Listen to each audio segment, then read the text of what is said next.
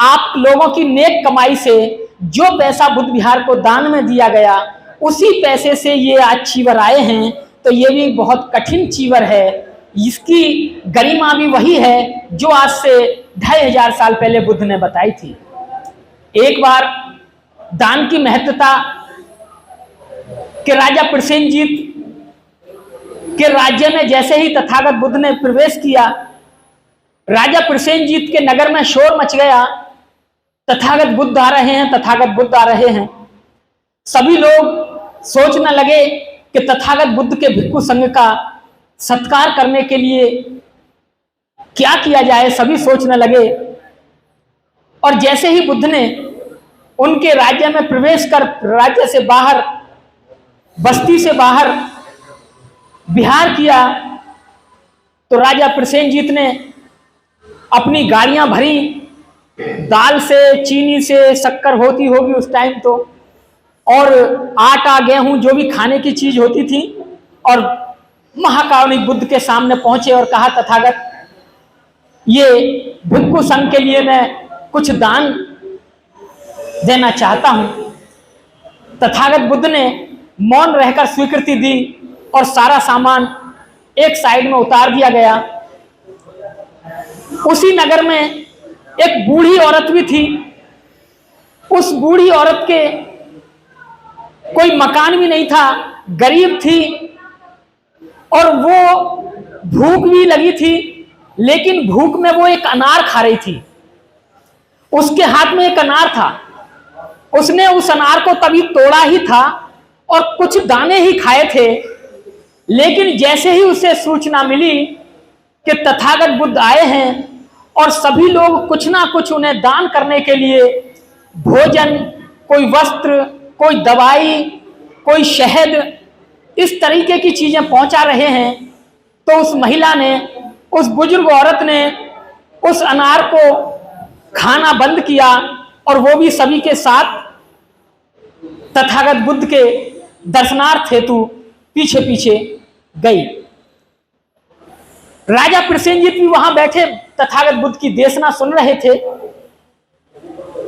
और जैसे ही सबकी बारी आ रही थी और सब दान दे रहे थे, जब उस बुढ़िया की बारी आई, जब उस औरत की बारी आई, तो महाकारुणिक तथागत बुद्ध अपने आसन से उठते हैं और एक कदम आगे बढ़ा के अपना चीवर आगे करते हैं, और वो महिला उस एक अनार को तथागत बुद्ध के चीवर में डाल देती है। तो राजा प्रसेनजीत के मन में एक घबराहट होने लगती है कि मैं इतनी गाड़ियां भर के सामान लाया। तथागत बुद्ध ने मौन रहकर स्वीकृति दी, इशारा किया कि आप इधर उतार दीजिए या रख दीजिए। लेकिन एक औरत, बूढ़ी औरत, एक झूठा अनार लाई है, और उस झूठे अनार को तथागत बुद्ध ने खड़े होकर स्वीकार किया है। तो उनके मन में विचलन तो होनी थी। उस विचलन के कारण वो चैन से बैठ नहीं पाए। महाकारुणिक तथागत बुद्ध की देशना खत्म हुई, सभी जाने लगे, लेकिन राजा प्रसेनजीत बैठे रहे। और जब सभी चले गए तो उन्होंने अपनी जिज्ञासा व्यक्त की कि तथागत, मेरे दान में कुछ कमी थी? तथागत ने कहा कि राजा या राजन, आपके दान में कोई कमी नहीं थी। आपने 2 गाड़ी, 3 गाड़ी, और जब तक मैं यहां रहूंगा रोजाना गाड़ी भर भर के दान आपका आता रहेगा। ये आपके खजाने से, यानी समुद्र से एक बाल्टी निकालने के बराबर है। लेकिन जो औरत खुद भूखी थी और उसने वो अनार तोड़ा ही था खाने के लिए, लेकिन जैसे ही उसको पता चला कि मेरा भिक्षु संघ या मैं भिक्षु संघ के साथ यहां आ रहा हूं, तो उसने जो दाने खाए थे वही खाए और बाकी का अनार चुप बंद किया और यहां लेकर चली आई। इसलिए उसका दान उसके लिए बहुत कुछ था, उसके लिए वो सब कुछ था। लेकिन आपका जो दान था वो समुद्र में से एक बाल्टी के बराबर था। इसलिए उसके दान की इच्छा इतनी बड़ी थी कि उसे भूख लग रही थी, लेकिन उसने कुछ ही दाने खा पाए, और भूखे रहकर खुद मेरे भिक्षु संघ को वो अनार दिया, तो उसकी पारमिता कितनी बड़ी थी।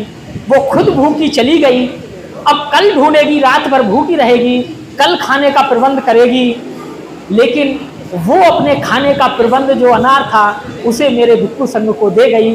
तो उसका दान आपके दान से बहुत बढ़ के था। तब जाकर राजा प्रसेनजीत की जो मन की इच्छा थी, जो उनके अंदर विचलन हो रही थी, उनकी जो जिज्ञासा थी वो शांत हुई। उन्होंने महाकारुणिक तथागत बुद्ध को नमन किया और वहाँ से विदा लेते हुए चले गए। तो साथियों, दान एक ऐसी चीज़ है कि कोई भी व्यक्ति दान कर सकता है। दान के लिए जरूरी नहीं है कि आपके पास पैसा ही हो।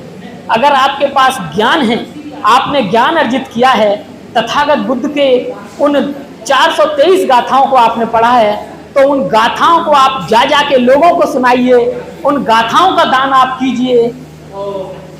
आपने बुद्ध एंड हिज धम्मा पढ़ा होगा, बाबा साहब का लिखा ग्रंथ, आप उस ग्रंथ को पढ़िए, उस ग्रंथ को लोगों को पढ़ाइए। ये भी एक ज्ञान का दान है। आप भिक्षु संघ को भोजन पे बुलाएं, वो भी आपके लिए दान है। आपके पास पैसा है, समय नहीं है, तो आप पैसा दीजिए, क्योंकि भिक्षु का जीवन उस समय में पैदल थे, चलते थे, गाड़ियां नहीं थी, लेकिन आज बस हैं, ट्रेन हैं। भंते जी को पता चलता है कि लखनऊ जाना है, बम्बई जाना है, जल्दी जाना है तो फ्लाइट से जाएंगे, थोड़ा समय है तो ट्रेन से जाएंगे, लेकिन दूर का रास्ता तो तय किया ही जाएगा। तो इसलिए जो भी दान बनता है वो भंते जी को आप दें। दान की पारमिता बड़ी ही महत्व है, और इस पारमिता का अनुमोदन करते हुए तथागत बुद्ध के धम्म को जन जन तक फैलाएं। अपना कल्याण करने के साथ साथ दूसरे के कल्याण के लिए भी बुद्ध के इन बातों को जन जन को बताएं।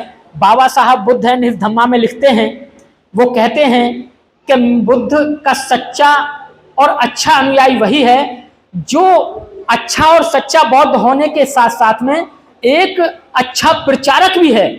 अगर कोई अच्छा बौद्ध है, वो घर में बैठा रहता है, तो बाबा साहब उसे एक सामान्य व्यक्ति मानते हैं, लेकिन बाबा साहब श्रेष्ठ उसको मानते हैं जो बुद्ध की बातों को जान लेता है और घर घर जाकर लोगों को कल्याण के लिए उन बातों को समझाता है। तो बाबा साहब कहते हैं कि अच्छा बौद्ध और सच्चा बौद्ध वो है जो बुद्ध की इन बातों को मानव कल्याण के लिए प्रचार प्रसार करे।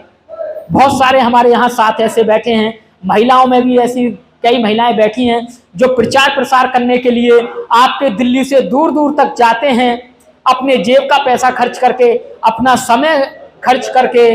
तो ऐसे व्यक्तियों को मैं भी अभिवादन करता हूं, मैं भी नमन करता हूं उनका, कि आप घर से निकलें और दान जो भी आपकी पारमिता है, चाहे समझाने की है, चाहे पैसे की भी है, उसका अनुमोदन इसी तरह करते रहें, धम्म प्रचार प्रसार करते रहें। बहुत बहुत आभार, बहुत बहुत साधुवाद, बहुत बहुत शुक्रिया।